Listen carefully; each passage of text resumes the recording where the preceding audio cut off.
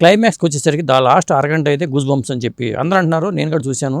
నిజంగా అంటే మీ చేసిన వర్క్ ఒకటిను దానికి తగ్గట్టుగా హనుమాన్ చాలీసా కానీ లేకపోతే రీ రికార్డింగ్ కానీ ఇవన్నీ హెల్ప్ అవుతాయి కదా. డెఫినెట్గానండి. నాకు అసలు మ్యూజిక్ చాలా బాగా నచ్చింది. అంటే మ్యూజిక్ డైరెక్టర్ అసలు అతను అంటే ఒకటండి, మేము ఎంత చేసినా బీజీ సరిగా లేదనుకోండి సార్, అది ఇంపాక్ట్ రాదండి. రాదు. ఆ విజువల్స్కి ఆ బీజీ పడితేనే అండి. ఆ బీజీ అసలు అతను ఎక్స్ట్రీమ్లీ చేసాడు. నేను పర్సనల్లీ నాకు అసలు చాలా నచ్చింది బీజీ.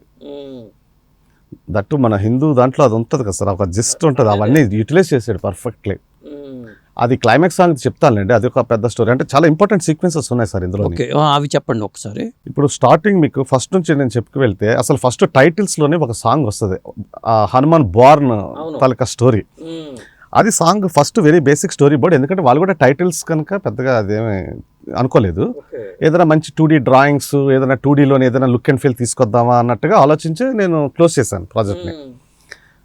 ఎప్పుడైతే టేజర్ ఇంకా ఆ లెవెల్కి వెళ్ళిపోయిందో ఇంక దీన్ని కూడా ఏదోటి చేద్దాము అని నా పర్సనల్ ఇంట్రెస్ట్ అండి. అది నేను చెప్పాను ప్రశాంత్ గారికి, సార్ ఇది 3Dలో వెళ్దాం సార్ అంటే, ఏదో లుక్ అండ్ ఫీల్ మాత్రం బాగుండాలి అంటే. నాకు బాహుబలి 2 నాకు నచ్చిందండి. బాహుబలి 2 టైటిల్ సీక్వెన్స్ మనం అలాగే ఏదైనా 3Dలోని సమ్ లుక్ అండ్ ఫీల్ కొత్తగా డిఫరెంట్గా మనం చేద్దాం, ఒక బ్రాంజ్ సంథింగ్ ఏదో వచ్చింది కదా సార్ అదంతా.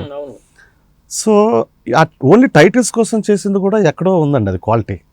అదంతా పర్సనల్ ఇంట్రెస్ట్, ప్యాషన్తో చేసిన వర్క్ అండి అది. మీకు దాని తర్వాత అలా తీసుకుంటే అది మేజర్ అండి. యాక్చువల్గా నా దృష్టిలో వెరీ మేజర్ అది ఫిల్మ్లోని.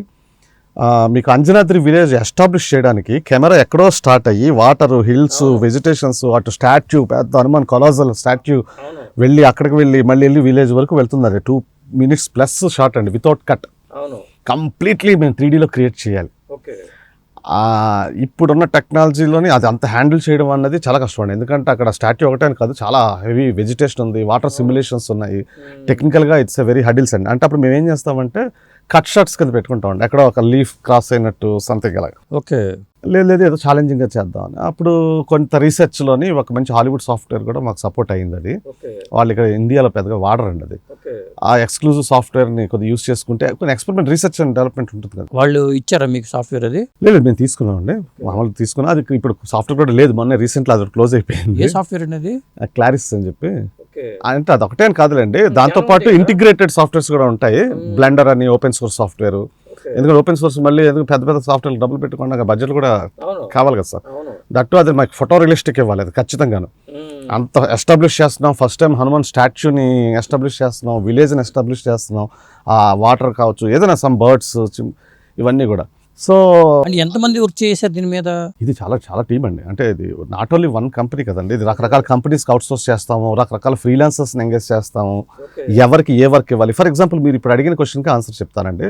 హనుమాన్ స్టాచ్యూ బాగుంది అన్నారు, సో నాకు ఇది ఎవరితో చేయించాలి, మన దగ్గర అయితే అంత మరి ఇది కొద్దిగా చాలా బాగా రావాలి, అంత పెద్ద ఆర్టిస్ట్ కొద్దిగా కష్టమేమో మనం ఆలోచించి నా ఓల్డ్ కొలీగ్ గుర్తొచ్చాడు.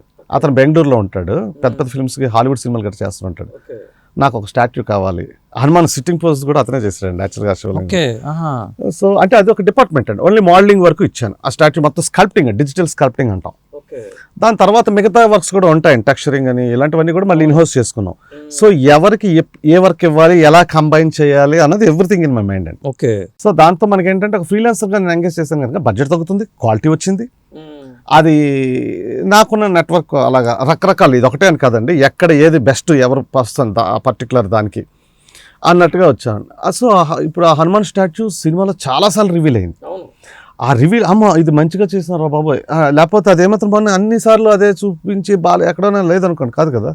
అఫ్ కోర్స్ ఇందులో మళ్ళీ again and again director vision ఎప్పుడు కూడా దీని వెనకత్తులు ఉంటూనే ఉంటుందండి. ఇప్పుడు సపోజ్ ఫర్ ఎగ్జాంపుల్ అదే చెప్తున్నాను, గద పట్టుకుని నేను స్టాచ్యూ ఉంది, ఇదే గద నేను ఇలా పెట్టచ్చు, ఎలా పెట్టాం అనేది మళ్ళీ ఫైనల్గా డైరెక్టర్ అప్రూవలే కదండి, అప్రూవల్ కావాలి కదా. సో ఎవ్రీథింగ్ ఈజ్ కరెక్ట్ కనుక ఈరోజు మాట్లాడుతున్నాం. అదే ఫీల్ వచ్చింది, ఆ మ్యాసు ఫీల్ వచ్చిందండి. సో అదొక సీక్వెన్స్ అండి. అది నాకు అలాగే షూటింగ్ ఇప్పుడు దాని ముందు చేసినట్టుగా ఉంది అంటే గ్రీన్ మ్యాట్ షూట్ చేశారా లొకేషన్? కొన్ని గ్రీన్ మ్యాట్ చేస్తారు, కొన్ని ఒక ల్యాప్ అయినా మేము కట్ చేసేస్తామండి. ఓకే, ఇప్పుడు ఫారెస్ట్ ఇదో తీసారు, ఆ ట్రీస్ ఆ హిల్స్ బాగోండి, అప్పుడు అవన్నీ తీసేసి మేము మీరు పెట్టుకున్నది పెడతారు. మెజారిటీ అంతా కూడా బ్యాక్గ్రౌండ్ సీజీ అండి.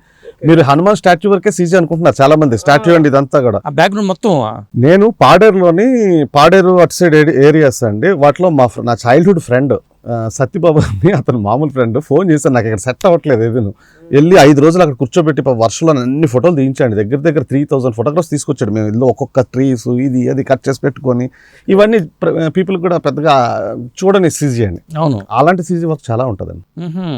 అది వెజిటేషన్ కూడా అందంగా మన చేతిలో కంట్రోల్ వచ్చినప్పుడు మనం ఏస్థెటికల్లీ ఏదైతే ది బెస్ట్ అనుకుంటామో అలాగే చేస్తాం కదండి ఆబ్వియస్లీ. సో మీకు ఈ సీక్వెన్స్ ఒకటి చెప్పాను కదండి. దీని తర్వాత స్టాట్యూ ఆఫ్ కోర్స్, తర్వాత అండర్ వాటర్ సీక్వెన్స్ అండి. అండర్ వాటర్ సీక్వెన్స్ ఏమైందంటే యాక్చువల్గా వీళ్ళు టీజర్కి ముందు అంతా షూటింగ్ అయిపోయింది కదండి. అవును, సో ఆ సీక్వెన్స్ కూడా నేను తీసుకొని వర్క్ స్టార్ట్ చేస్తాను. ఓకే. అయితే వీళ్ళు ఎక్కడైతే సమ్ స్మాల్ స్విమ్మింగ్ పూల్ ఏదో చేస్తున్నట్టున్నారు షూటింగ్. అది నేను వర్క్ అయితే చేసుకెళ్తాను. టీజర్ తర్వాత రియలైజ్ అయ్యామండి ప్రశాంత్ వర్మ గారు, సార్ మళ్ళీ రీషూట్ చేద్దాం, ఇది నాకు డెప్త్ అది వస్తుంది స్విమ్మింగ్, అదే ముంబైలో ఏదో చాలా బిగ్గర స్విమ్మింగ్ పూల్ అది ఉందండి, మళ్ళీ అది రీషూట్ చేశారు. సో అది ఎప్పుడైతే రీషూట్ ఎన్హాన్స్ చేసుకోవడానికి మాకు ఈజీ అయిందండి వర్క్. అండర్ వాటర్ కూడా మనకి ఛాలెంజింగ్ షాట్స్ అని అనను కానీ ఇట్స్ ఈస్థెటికల్లీ ఇట్స్ మంచిగా చూపించచ్చండి అండర్ వాటర్ అన్నది. ఓకే.